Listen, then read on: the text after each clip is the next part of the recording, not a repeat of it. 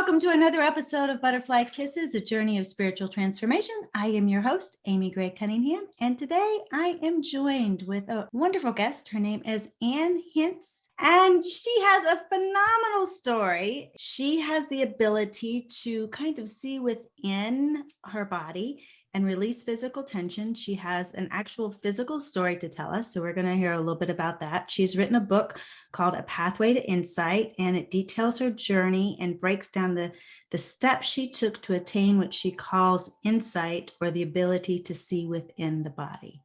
Ann, welcome. Can you please introduce yourself to our audience and tell us a little bit about who you are and what you do and your phenomenal story?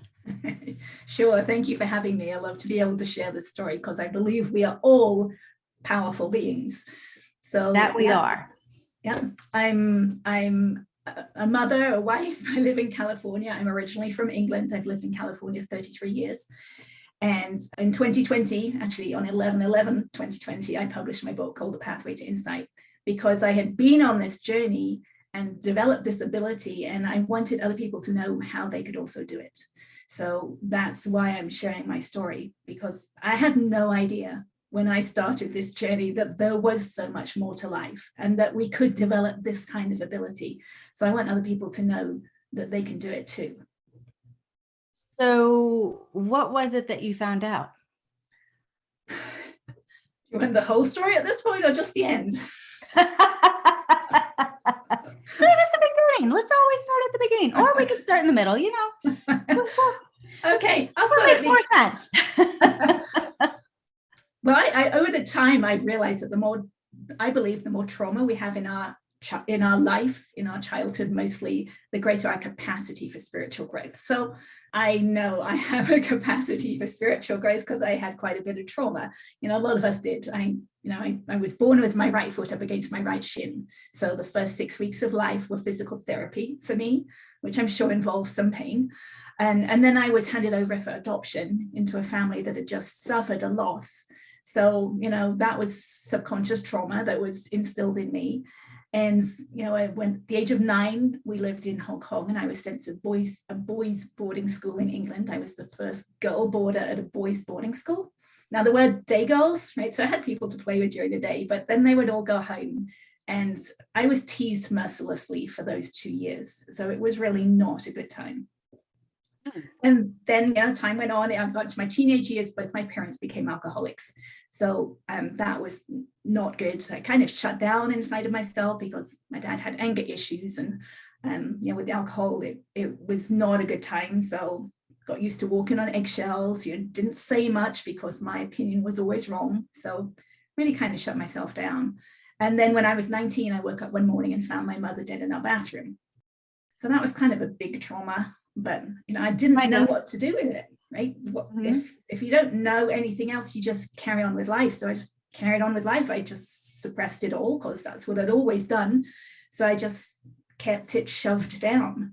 And so it wasn't until I was in my late 30s, I had 2 young boys. I was a stay-at-home mother and had like a business altercation with a couple of other mothers at school. They thought I'd done something wrong. I didn't think I'd done anything wrong, but my mind just spun over and over. It couldn't let this thing go. It couldn't let what they said go. And I couldn't sleep for days. And that's when I realized, you know, I don't think this is normal. I don't think normal people would do this. And that was the first realization that, you know, maybe there's something from childhood that I need to look at, which is kind of funny to think about these days because I've done so much work on my childhood. But that was kind of the first inkling that there was something that I needed to do. It's interesting when you were talking about normal.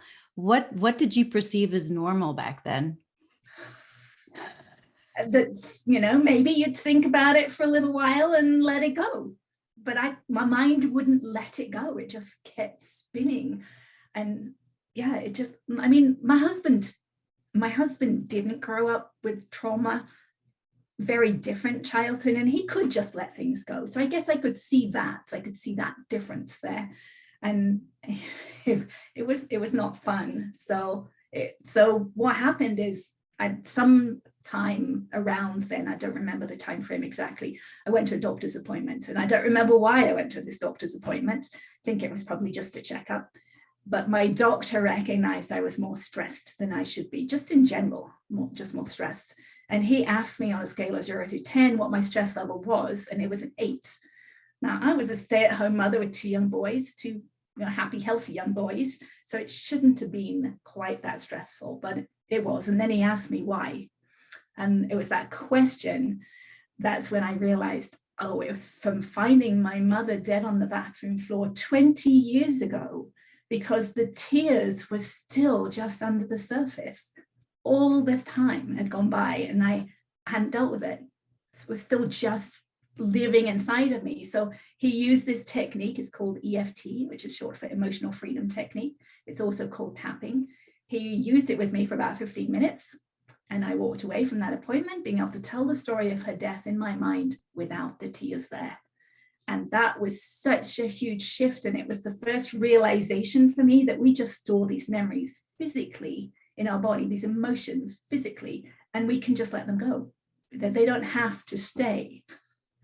So that was a huge realization for me. So I went home and I learned the technique because it's easy to learn. It was given away by Gary Craig free when he developed it. So you can learn it online and you can learn it in 5 to 10 minutes. It's really simple. It's just kind of almost deceptively simple. So I wanted to make sure it worked. I have an engineering background. I was a software engineer for a long time. So I checked it out. I had a 17-year-old cat at home at the time, and he needed to have a daily saline shot. So the first time I gave him a shot, I was so afraid of it because I hated needles and my hand was just shaking. It was crazy. I wasn't going to be able to do it every day. It just wasn't going to happen. So I thought, okay, I've got a good test case here. So I tapped about my hand shaking. I tapped about my fear of giving him the shot, my fear of hurting him, and the memories I had around injections, because I'd had a lot over the years. And the next day, the needle just slid right in. There was no fear left in my hand or my body. It had just disappeared. And that's when I realized that it's just held in the body and that we can let it go. We can let the emotions go, and freedom is on the other side, because it felt so different being able to give him this shot without any fear there than it had the previous day when I was so afraid of it. And that fear, lasted like an hour or two as I was remembering it and going over and over it. So that was when I realized that this technique is really deceptively powerful, right? It doesn't look like it's doing much because we're just tapping on different places on our body as we're talking through things, but it's really releasing that energy from the body. So when you're tapping, where are you tapping at? It's specific points. There's like 9 points on the body. Some people add 1 or 2 others, and they're the same points all the time. So the first point's karate chop point on the side of the hand.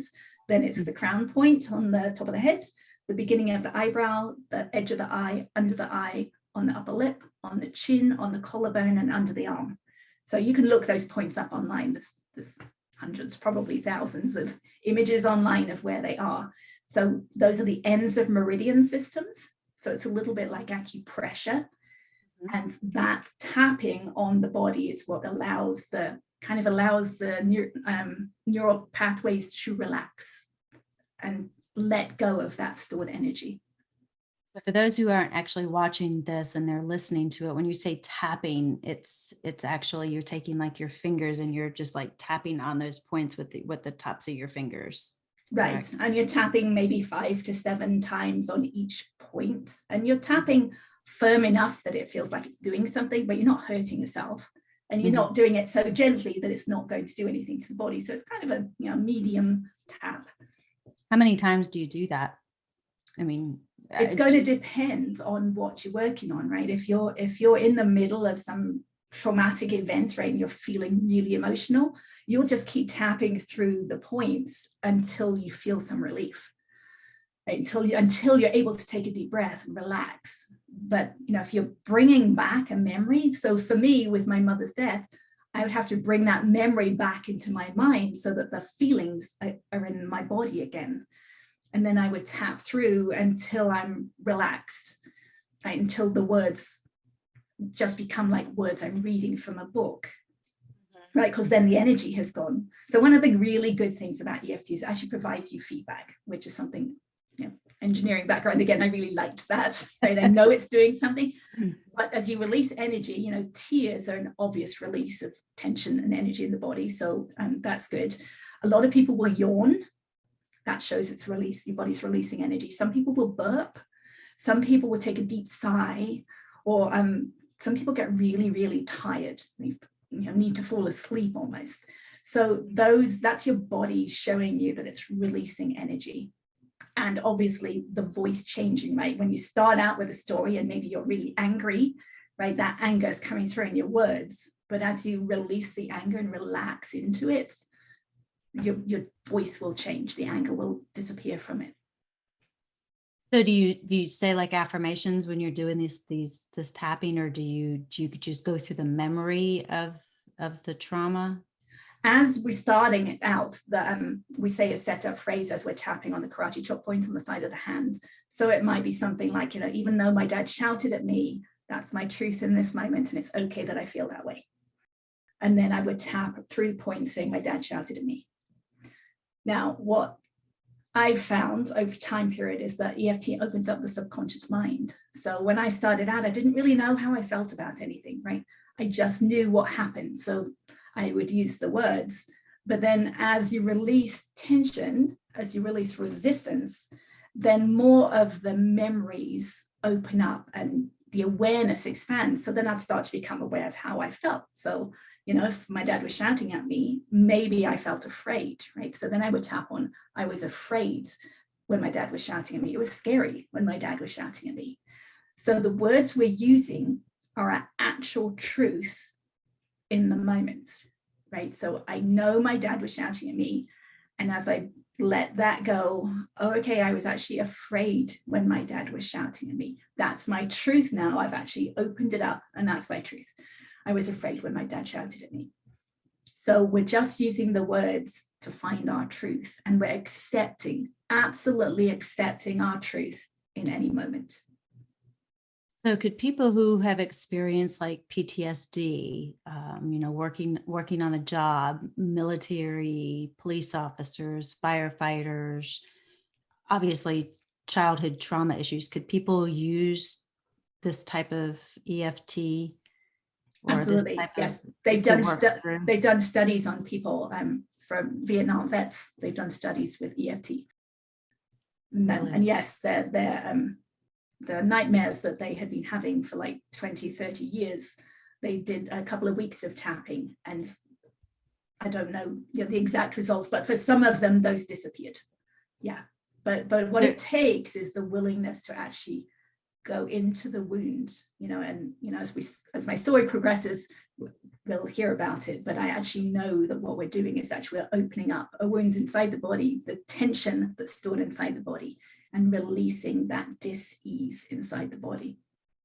If I'm getting this correct, and tell me if I'm wrong, but when we have emotional trauma, when we experience emotional trauma, sometimes if we don't work through it or release it, that memory or that energy of the memory is stored within the body, which causes the disease or the dis-ease within. And it can cause, especially if we don't move through the trauma and we hold on to it, is that what causes future anxieties and anger and alcoholism, maybe turning to drugs to try to numb pain from childhood issues or trauma that we've experienced from earlier on? Absolutely. We want to hide it, right? It's scary to feel those feelings. Yeah. I mean, I had PTSD from being around my dad and his anger issues, walking on eggshells. That fear, I lived in fear for decades, trying to keep myself safe.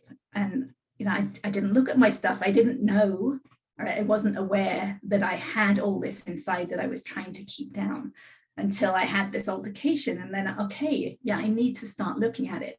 So absolutely, it's just stored. It's a hard concept to get around, but really that energy, the emotions are just stored inside our body. They're nowhere else, right? The memories aren't anywhere else outside of us. they just live inside of us as stuck, stored energy, which is physically stored inside the body, and we can release it. We sometimes feel it's so scary to do that, and we sometimes feel like if we're going to look at those feelings or those memories, we're going to be annihilated by them because they're so scary. But it really is just stuck tension inside of us. That's for me, having that cat experience and seeing the freedom on the other side of that fear was just huge, right? And I wanted that. I wanted that freedom on the other side of that fear. So I started using EFT every day. I started noticing, which in itself is not easy to do, noticing when I was becoming emotional, right? And catching myself, and then I could tap on it. But I wanted more than that. I actually wanted to change all these memories that were stored inside. I wanted to release that tension. So I wrote down every emotional memory I could think of from my childhood, from my earlier years, which was several pages worth. And I tapped through one each night. I tapped for about an hour to an hour and a half each night. And I found my mind becoming quiet and peaceful, which is what I was after. I wanted inner peace. That was my goal. And it was so fun to actually experience it happening. Because I've talked to people who've been meditating for like 20 years and still have such a busy mind. But I actually recognized that the voice inside my head, the one that was criticizing me and judging other people, actually was disappearing. And my mind was becoming quiet. And I remember opening my kitchen door one day and saying to myself, it feels like I'm living in a different reality, because all that noise in my mind was no longer there. It just felt so different.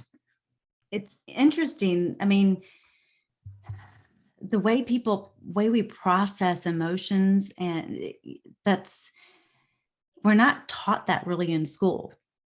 We learn by watching how other people, or how other people react to us sometimes, or how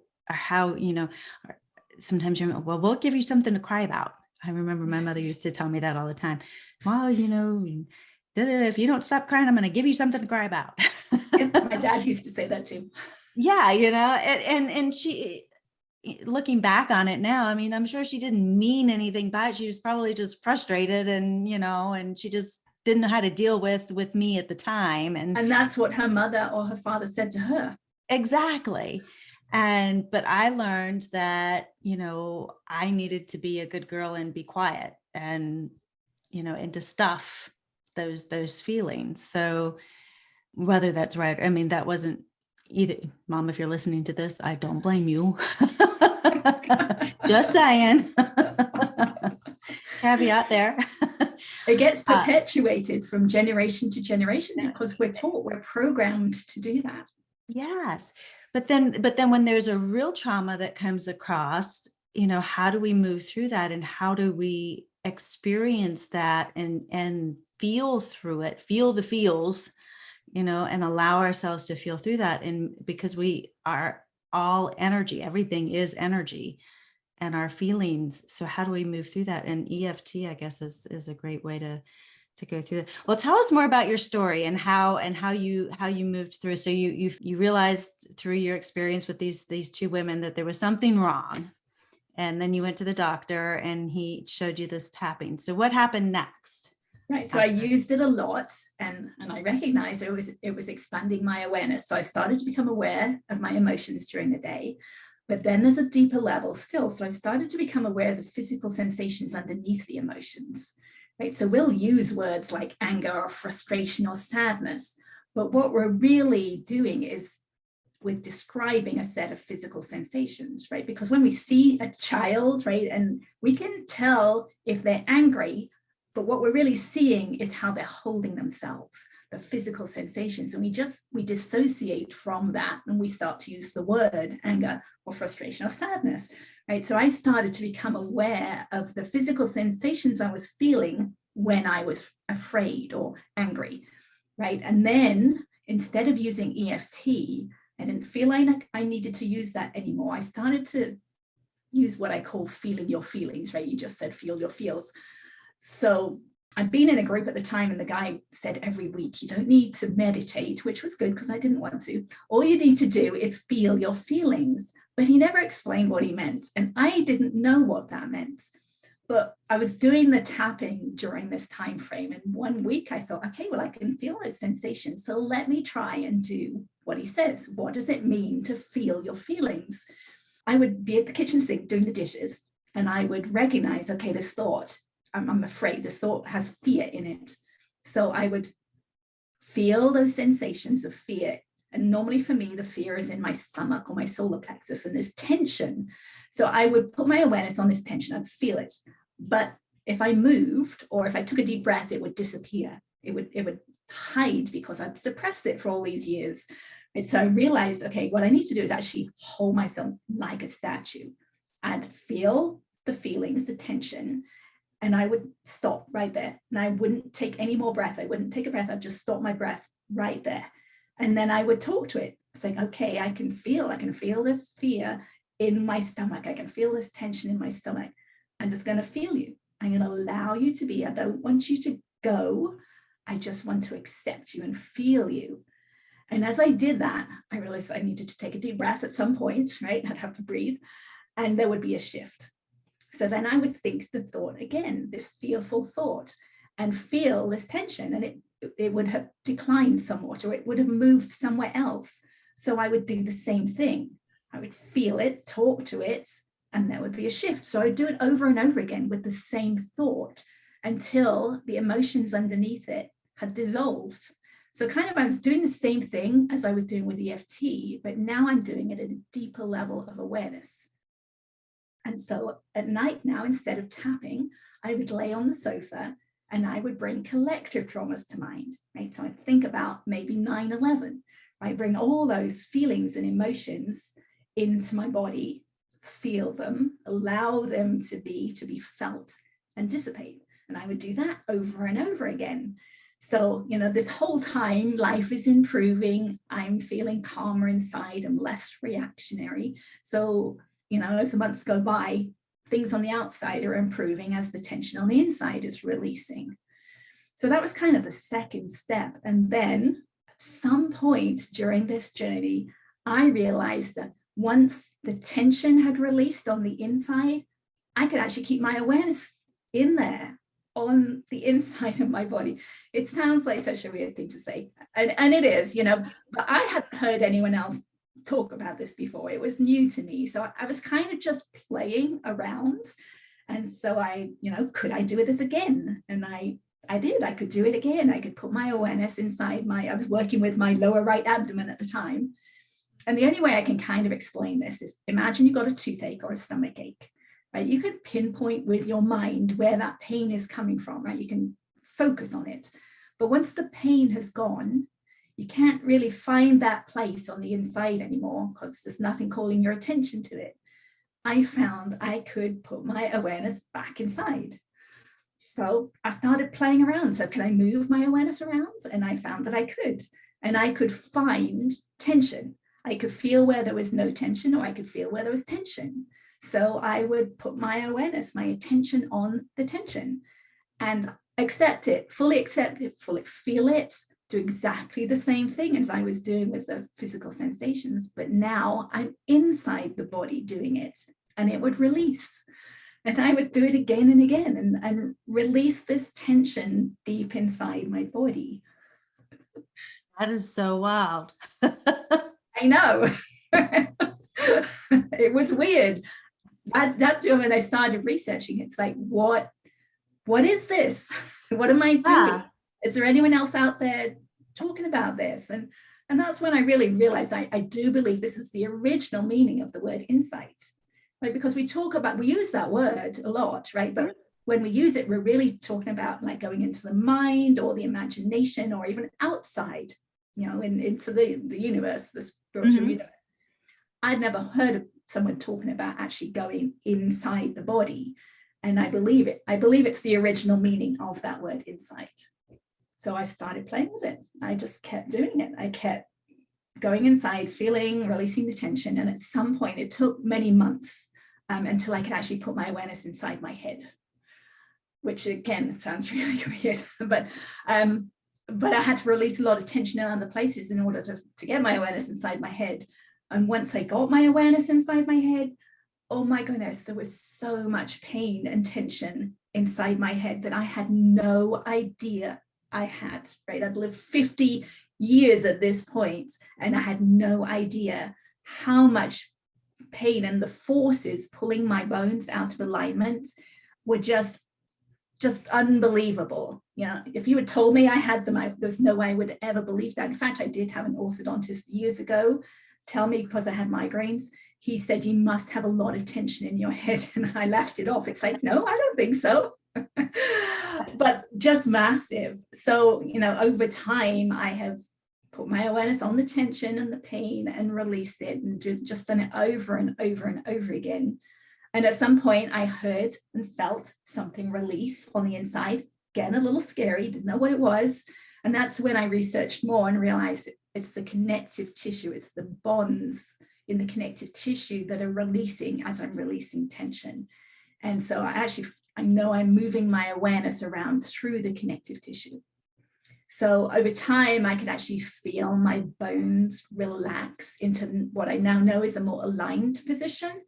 And so I had an X-ray taken last year, and I have one compared to 2013, and I can see that my eye sockets, my actual bones have relaxed and shifted into more alignment.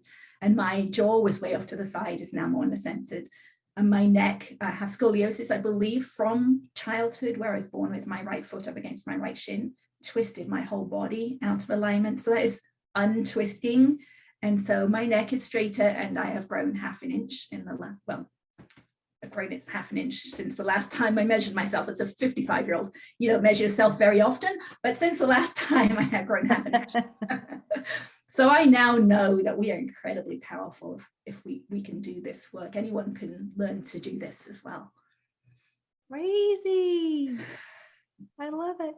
And on your website, I've seen those pictures. So, I mean, you can see, you show the pictures on your website of your skull and the shift that you physical evidence of the shift that you've made. What did the doctors say? I mean, that had to have blown their minds. I haven't really talked to any doctors about it. I mean, it was my dentist, right, that they were through my orthodontist. So I haven't, he's pretty relatively traditional, I think he might think, oh, well, it was the orthodontic work that did that. It's like, no, I'm sorry. No, I know, right, because I can feel it happening.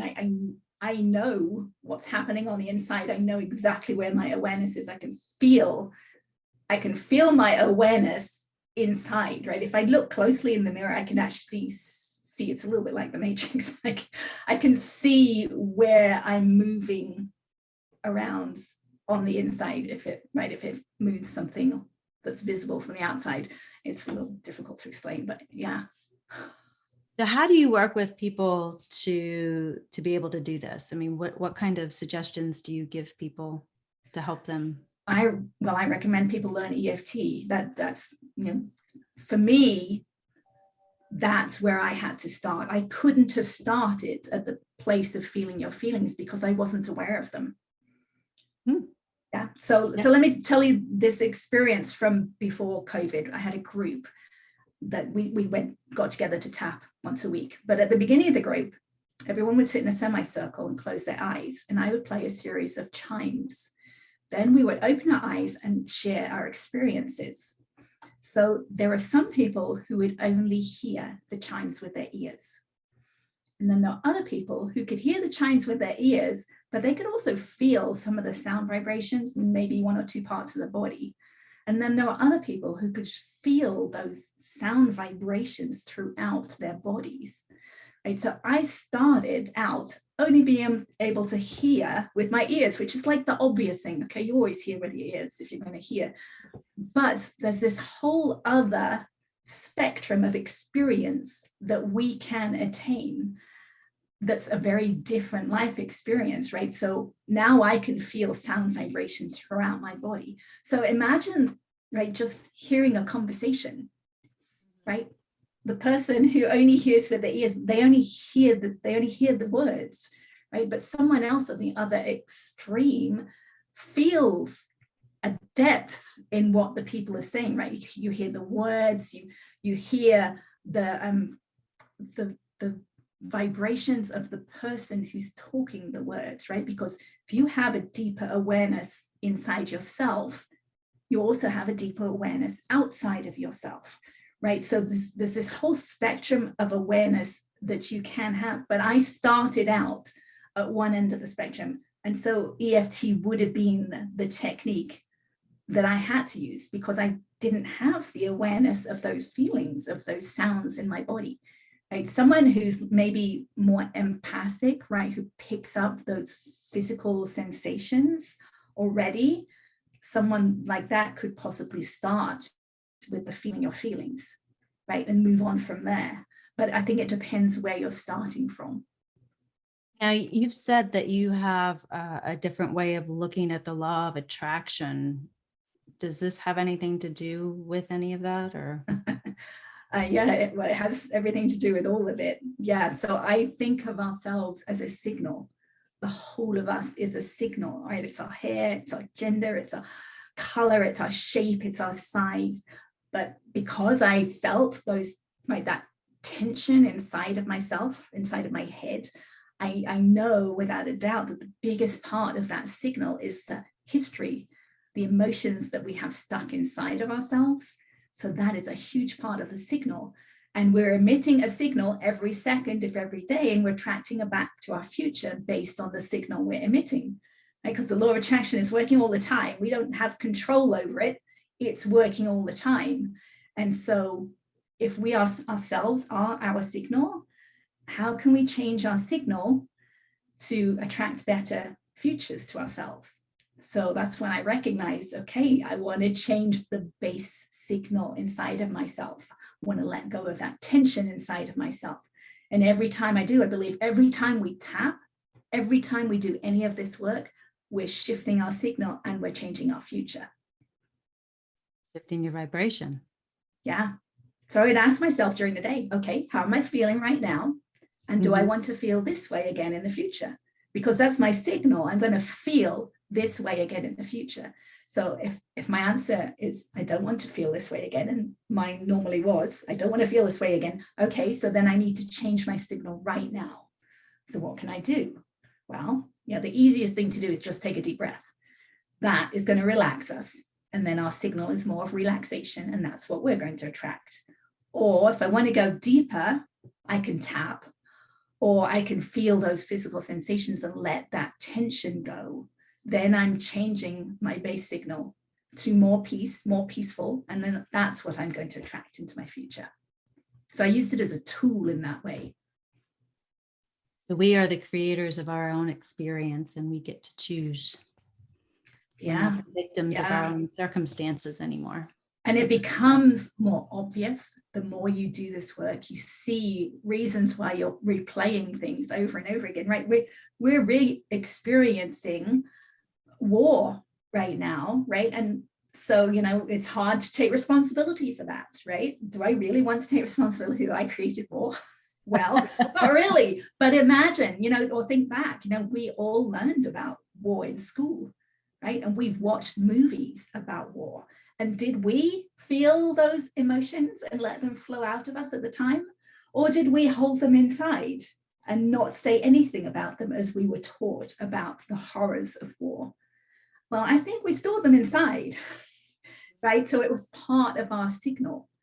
So we're creating something to re-experience that again. Now, if we want to change it, then we need to feel those emotions inside of us and let that tension out, like allow it to flow out of us. Because if we keep it suppressed again, then we're going to create it again in our future.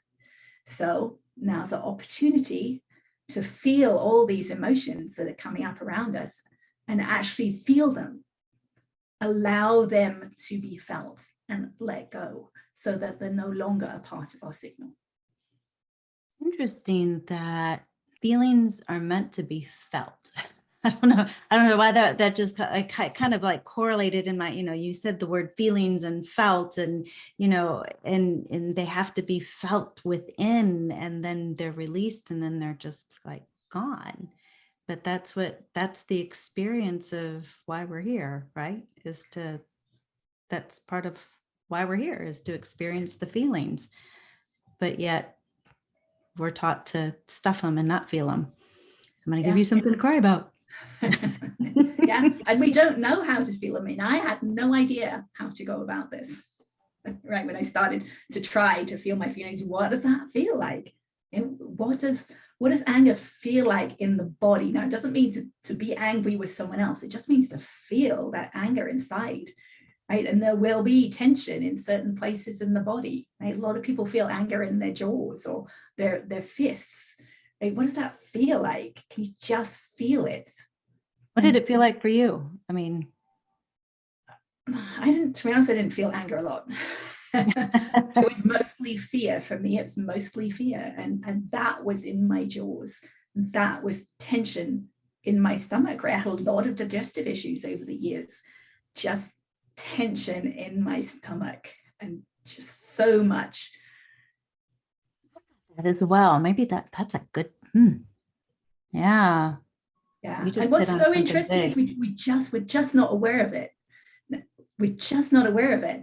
And, if someone had told me this 10, 15 years ago, I would have had resistance. It's like, no, I don't think so. I don't think I have all this tension.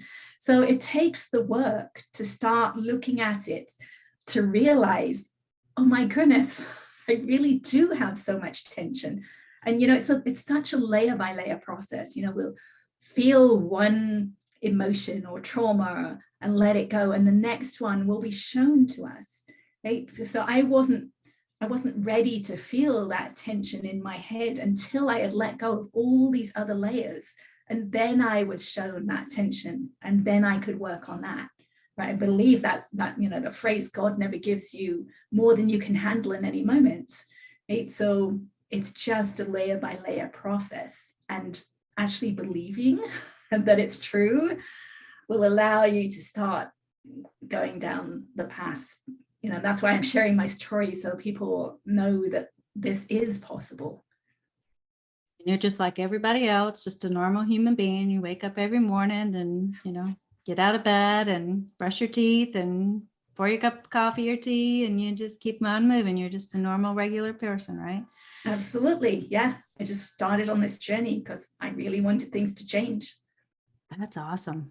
Yeah, but no, so let me tell you more about, because your podcast is about there being more to life. Yes. And so, there are other things that happen along the way, right? Life, we have this burden, right? I remember feeling so heavy, right? In my teens and my 20s, my 30s, I just felt really heavy. But that's the burden that we're carrying. And as we lighten that burden, as we let go of our traumas, we actually start to physically feel lighter. Right? It's part of the enlightenment process, right? There's that physical feeling of lightness. But because I can sense on the inside, I can actually sense that the tension is the darkness. Once you let go of the tension, it's actually light underneath. So that is part of the enlightenment process too, right? There's that spectrum of light, but there's also the physical lightness. But as you become physically lighter, life feels better, right? We've lightened up, right? It's easier to laugh. Yeah, it's easier to laugh. It's just life is more fun. But as I said, the more you know yourself on the inside, right? It's the expansion of awareness. You become aware deeply on the inside. That awareness is on the outside, as within, so without. So you start seeing things in other people, and you start sensing the energy in the world around. It's like why things are happening the way they're happening. And that itself is more fun, right? The vibration, my whole vibe has changed, right? And as that happens, you actually start finding thoughts. You tune into thoughts that you have never experienced before. And that is so much fun. And I'm with you on that one. Yeah, and I'm more balanced on the inside. Even my physical skull, my physical body is more balanced on the inside, so I'm more balanced on the outside.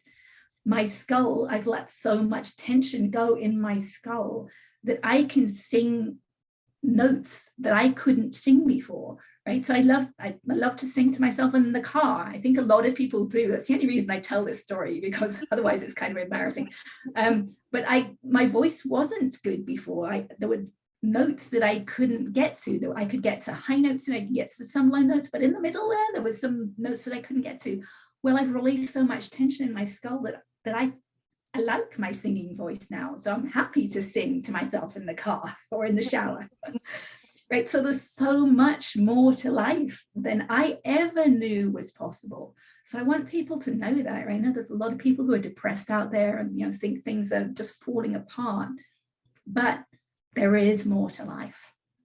And it's true, because it's once you start on this journey, things start to open up, and it's like the light goes on here, and then you, like you said, you start thinking thoughts, and it's like, I remember asking God to start revealing himself to me, and it's like one layer here and one layer there, and it's like an epiphany here, and things just start happening, and it's like, wow, that makes so much sense, and that makes so much sense, and oh my God, that's what that means. And light bulbs go off. Light bulb moments. It makes life more fun. The way I think of it is, I think I'm sensing through the connective tissue. I believe that's where the soul resides. I believe it's in the connective tissue, which is throughout our body. And as we're releasing these memories, the emotions, traumas, that's letting go of tension stored in this connective tissue in our soul, right? So I believe that tension prevents us tuning into spirit or God or whatever, clearly, because it's distorted. The signal is distorted by the tension that we're holding inside. And as we let go of more and more of this tension, I believe we tune in to spirit more easily, because the distortion is no longer there. Yeah, we all are spirit. And once we tune into that and we start creating from the divine, from spirit, it's amazing what we end up creating. You created a whole new skull. Got more to do. I'm not done yet. That's perfectly perfect. I love it.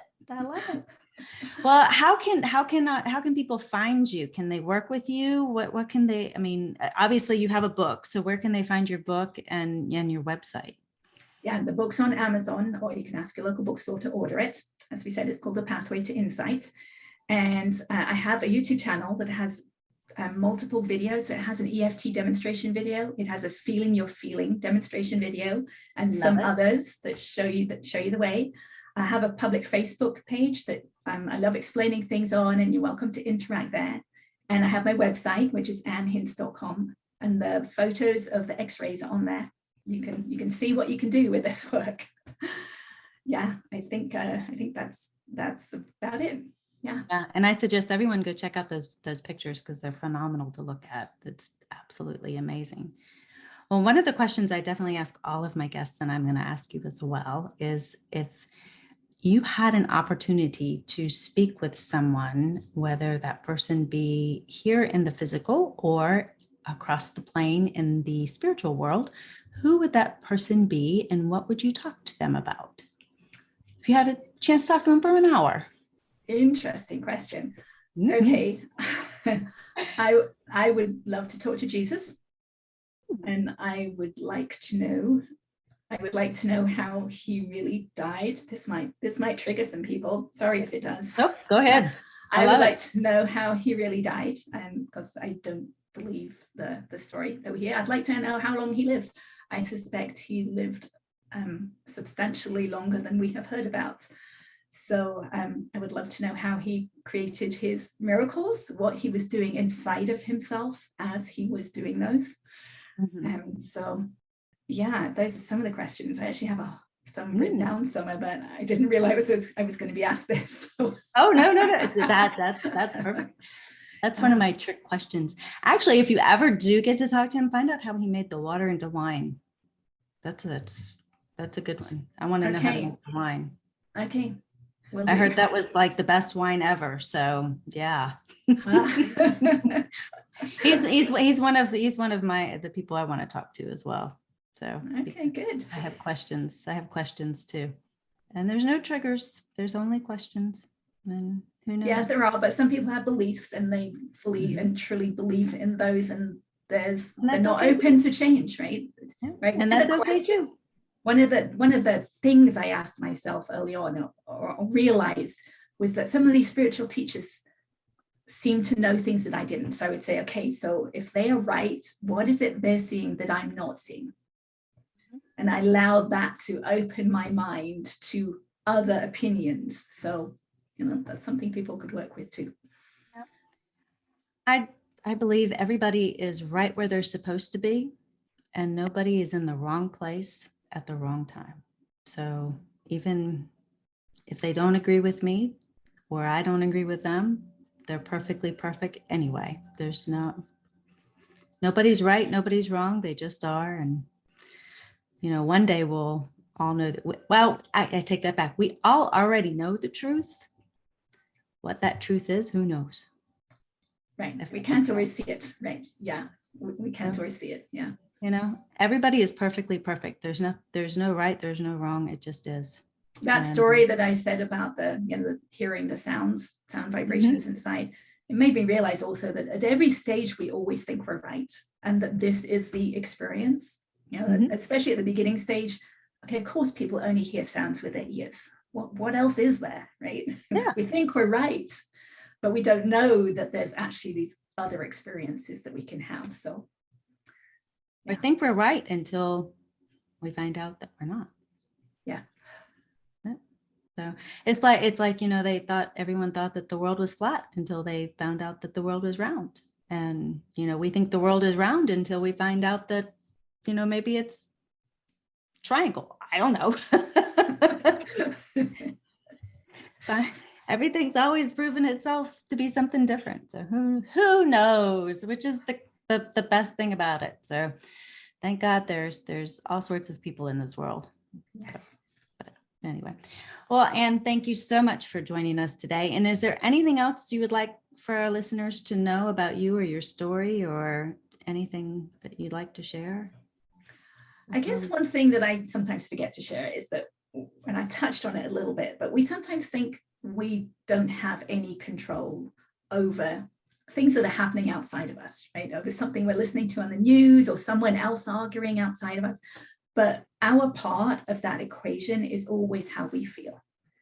So even if we're listening to the news, right, what we feel about it, we can change that.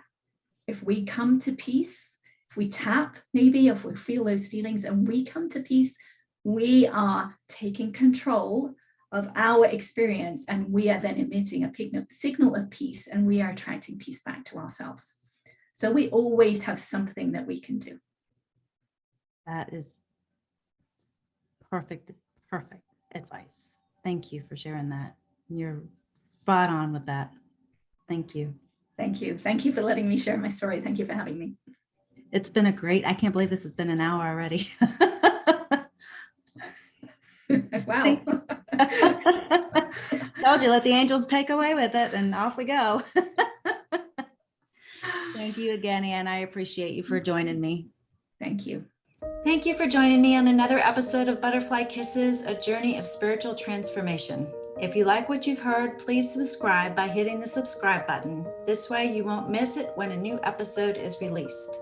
Also, if you're interested in learning more about Akashic Record readings, you can schedule a free 15-minute consultation with me by visiting my website at amygray-cunningham.com. Again, thank you, and remember, always spread your gorgeous wings, my friend, and fly. Until next time, see ya.